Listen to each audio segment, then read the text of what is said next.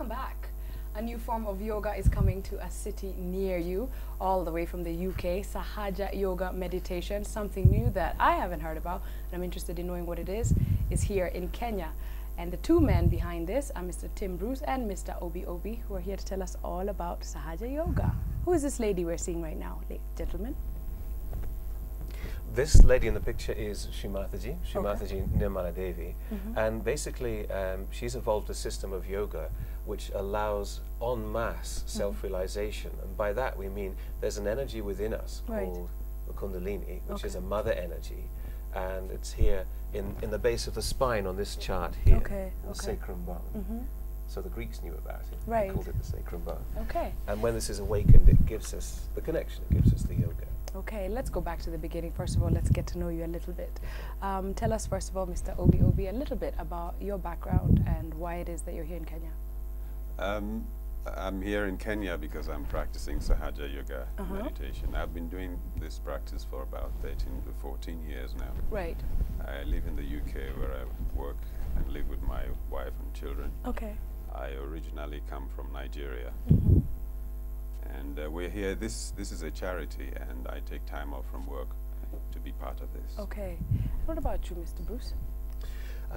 Very similar, really. I've been practicing Sahaja yoga for about 23 years now. Okay. It's been in England since 1973. Right. But by profession, I'm more of an actor and singer. Okay. What is yoga? For people who are watching and don't really know what yoga actually is in terms of the practice of it, maybe you can enlighten us. Well, there are misconceptions about yoga, that it's like something gymnastic that involves exercises. Now, this is one form of yoga, but yoga actually means union. Union of the individual soul with the universal soul. Okay. So, with something beyond, the all-pervading power, the divine, whatever you want to call it. There are so many names for it. Right. So that's what yoga is. It's a connection with something beyond. Right. So before when you heard about Sahaja yoga meditation, tell us why you were interested in it and what specific about this particular meditation interested you. Yeah, basically all human beings are seeking God. Okay. Whether they are aware of it or not is irrelevant. They are indeed seeking God. But not all are taking action in that direction. Right. And even those who are taking action, some of these actions are unconscious and some are conscious. And so people go to various lengths, you know, to satisfy this seeking. I met Sahaja yoga and it satisfied all my seeking after a long journey going through many other disciplines.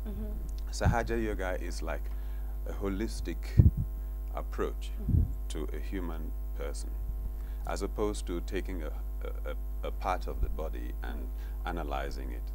Because it deals with every aspect, every possible aspect of the human person. Okay. Sahaja yoga enlightens us by giving us the knowledge which was originally hidden, exclusive to a few people. Today, we have this knowledge that within us lies the power which has been given various names. In the Christian doctrine, it is called the Holy Spirit. Right. It indeed is within us. And it is not a figment of somebody's imagination. It can be awakened, and you can feel it, and then you can nurture it and see the result. You have both come to a country, I would say, that is dominantly religious. What would you say to critics that don't understand what you're doing and would say that Sahaja yoga is from the underworld or is not something that, you know, goes along with their spiritual life? There's a lot of misconceptions about yoga out there, but specifically, especially here in Africa and here in Kenya. What would you say to those critics about yoga not being a misconception? Well, first of all, I'd say that it's to be experienced. So it should be tried. There are all kinds of different forms of yoga, but with this form of yoga, as I said before, it connects you with the power of the divine. So it's a divine thing. So it's nothing to do with the power of the dead or anything that's like that. It's completely the opposite. In fact, if there's anything like that in your system, it'll immediately get washed away. Okay, so the benefits are there.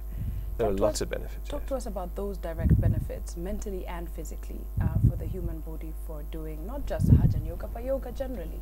And maybe you can take us through what we're watching right now, Mr. Obi. We are out of balance when we allow factors outside our spiritual being to control us, to affect us. Okay.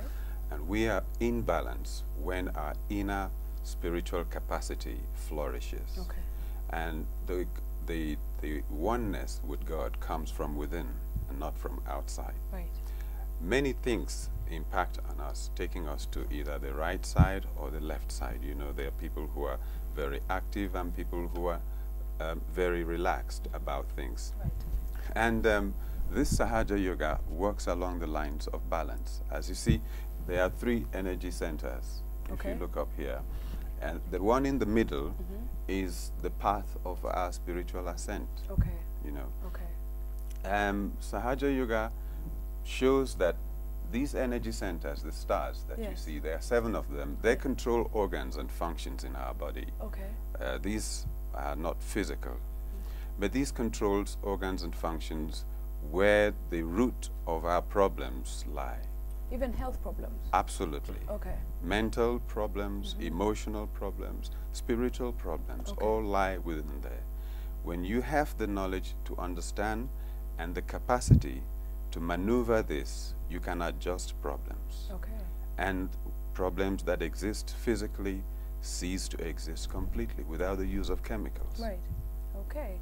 Now, there's different types of meditation and moves. That's what you were saying. Some people think it's gymnastics, but this is a particular type of meditation. Well, we can demonstrate that now. Go right This is ahead. something Nanga, we can do now. get this for me. Okay, go ahead. So if you're sitting at home or if you're in the office, if you can just sit down comfortably and put I'll do it with you. Yeah, you do Okay. it with us also. Yeah. Okay. So if you just put your feet like shoulder width apart and just sit comfortably, and for now you can put just your hands on your lap. Like that. Yes, Okay. like this, with your hands upwards, as if you're requesting something, asking something. So this energy, as I said before, is it's a mother energy. Okay. Okay. Yeah. It's like the reflection of the Holy Spirit in us. You Okay. could say it like that. And so, first of all, if we just put our right hand on the heart. Okay. So we put the right hand on the heart like that. Yes. And you can say a very simple question inside. You can say, am I the Spirit? Am I the pure essence of being? So just quietly inside, am I the pure essence of being? Am I the Spirit?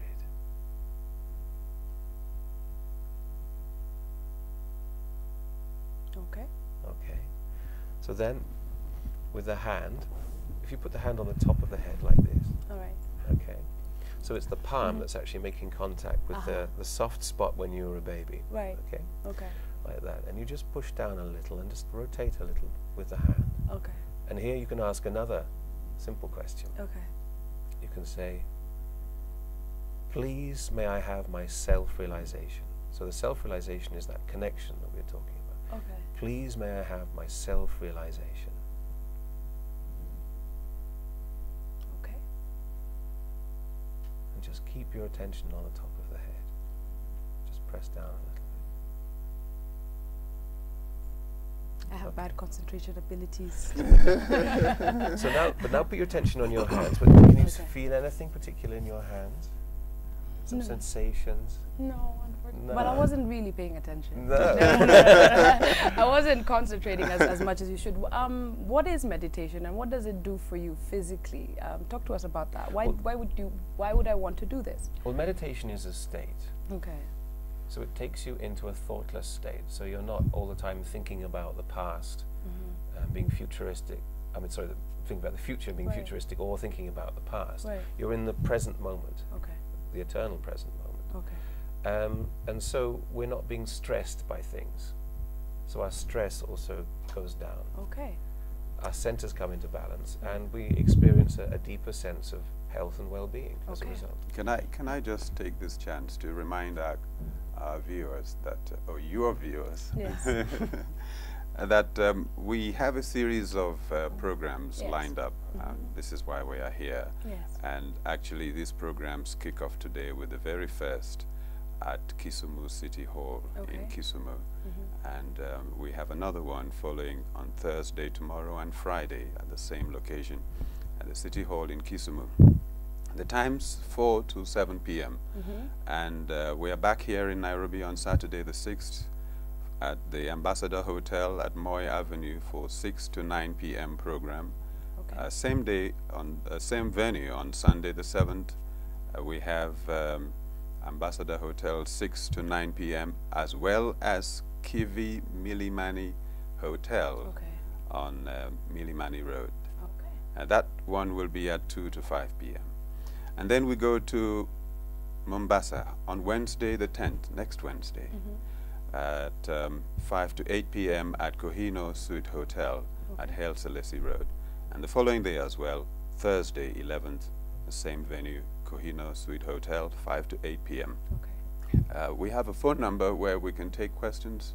If I may, there's a website there on your screen, viewers. Log on to that website for more information on those contacts. And the phone number is 07381 68616.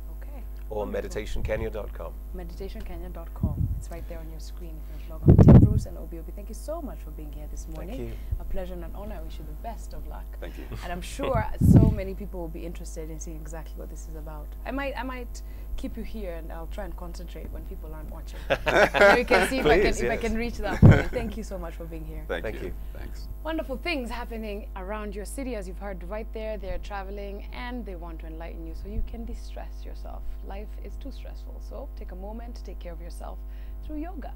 Something wonderful. Okay, before we leave you, there's a quote here. There it is. Take a chance. All life is a chance. The man who goes farthest is generally the one who is willing to do and dare. Dale Carnegie said that. Wonderful man. Okay. On behalf of my co-hosts, Jimmy Gathu, Mutegin Jao, and Johnson Wakazi, I'm Kobe Kihara. Have a beautiful day, and we'll see you right here on Thursday morning. Take care.